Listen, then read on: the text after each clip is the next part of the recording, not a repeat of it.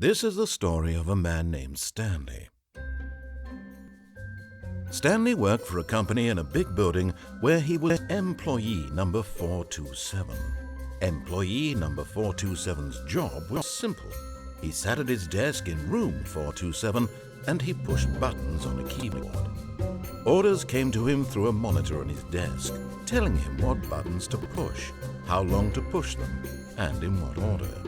This is what employee 427 did every day of every month of every year. And although others might have considered it soul-rending, Stanley relished every moment that the orders came in, as though he had been made exactly for this job. And Stanley was happy. And then one day, something very peculiar happened. Something that would forever change Stanley.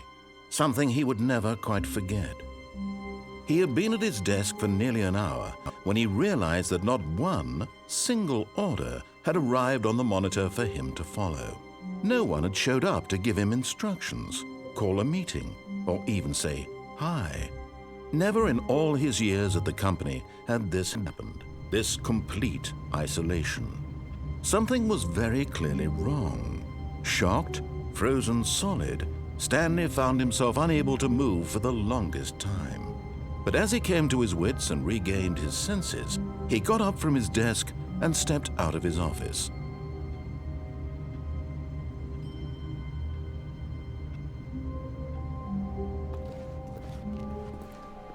All of his co-workers were gone.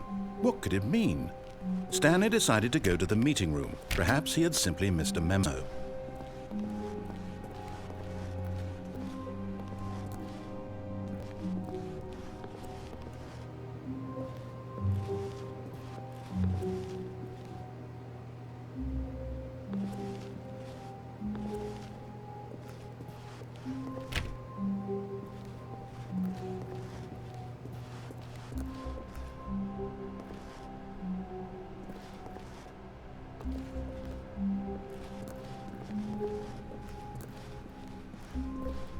When Stanley came to a set of 2 open doors, he entered the door on his left.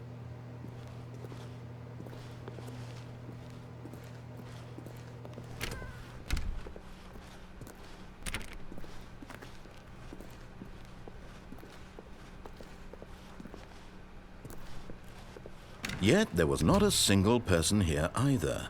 Feeling a wave of disbelief, Stanley decided to go up to his boss's office, hoping he might find an answer there.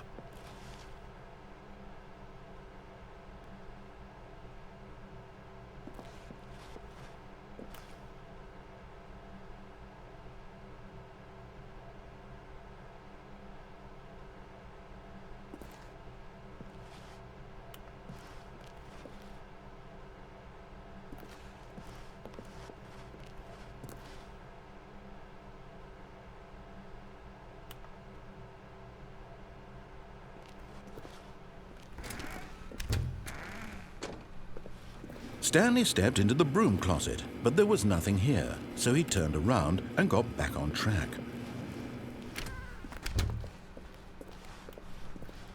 Coming to a staircase, Stanley walked upstairs to his boss's office.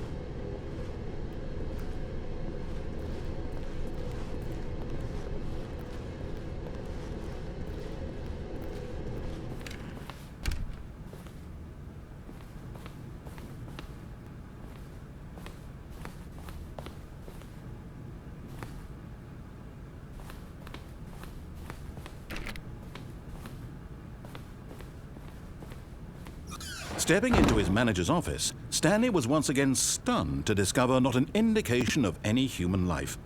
Shocked, unraveled, Stanley wondered in disbelief who orchestrated this, what dark secret was being held from him. What he could not have known was that the keypad behind the boss's desk guarded the terrible truth that his boss had been keeping from him. And so the boss had assigned it an extra secret PIN number, 2845. But of course, Stanley couldn't possibly have known. Yet incredibly, by simply pushing random buttons on the keypad, Stanley happened to input the correct code by sheer luck. Amazing. He stepped into the newly opened passageway.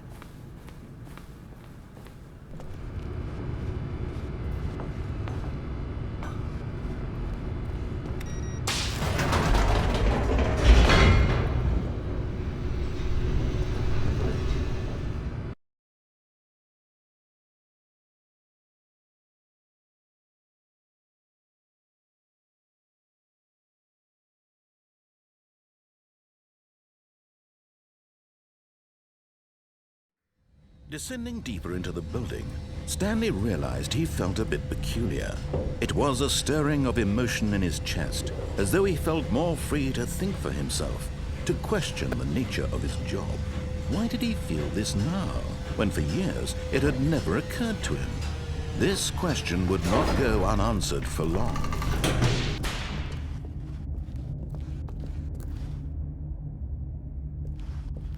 Stanley walked straight ahead through the large door that read Mind Control Facility.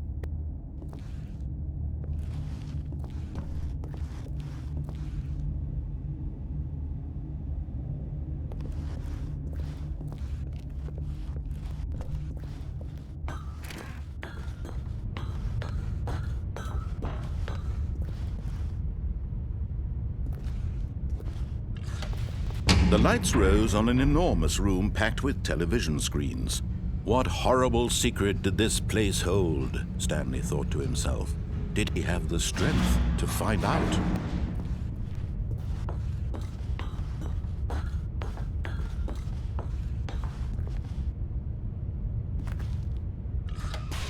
Now the monitors jumped to life, their true nature revealed. Each bore the number of an employee in the building. Stanley's co-workers, the lives of so many individuals reduced to images on a screen, and Stanley, one of them, eternally monitored in this place where freedom meant nothing.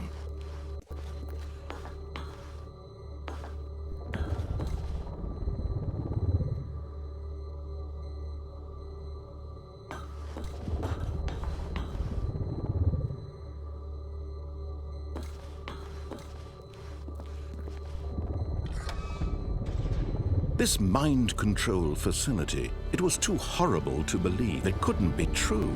Had Stanley really been under someone's control all this time? Was this the only reason he was happy with his boring job? That his emotions had been manipulated to accept it blindly? No, he refused to believe it. He couldn't accept it. His own life in someone else's control? Never! It was unthinkable. Wasn't it? Was it even possible? Had he truly spent his entire life utterly blind to the world?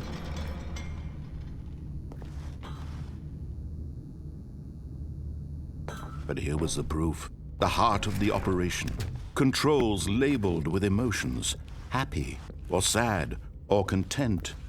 Walking, eating, working. All of it monitored and commanded from this very place. And as the cold reality of his past began to sink in, Stanley decided that this machinery would never again exert its terrible power over another human life. For he would dismantle the controls once and for all.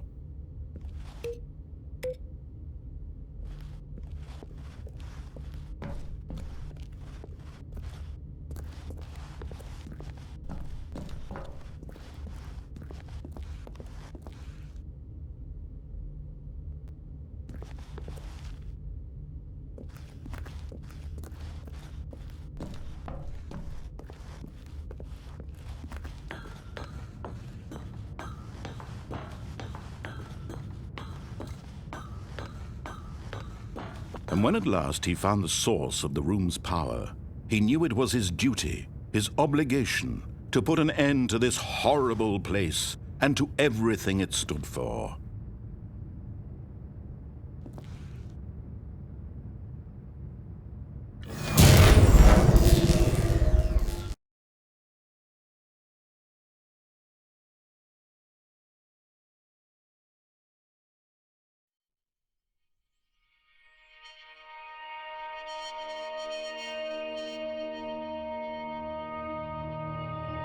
Blackness, and a rising chill of uncertainty. Was it over?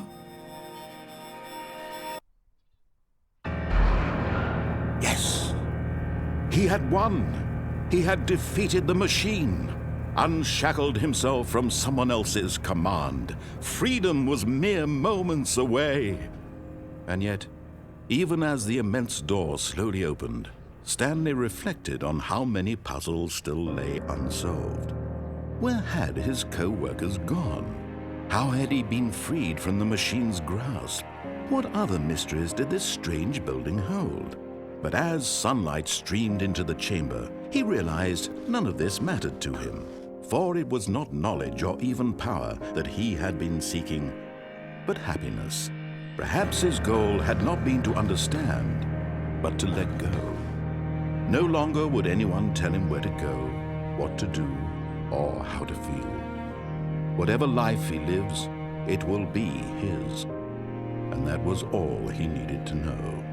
It was perhaps the only thing worth knowing. Stanley stepped through the open door.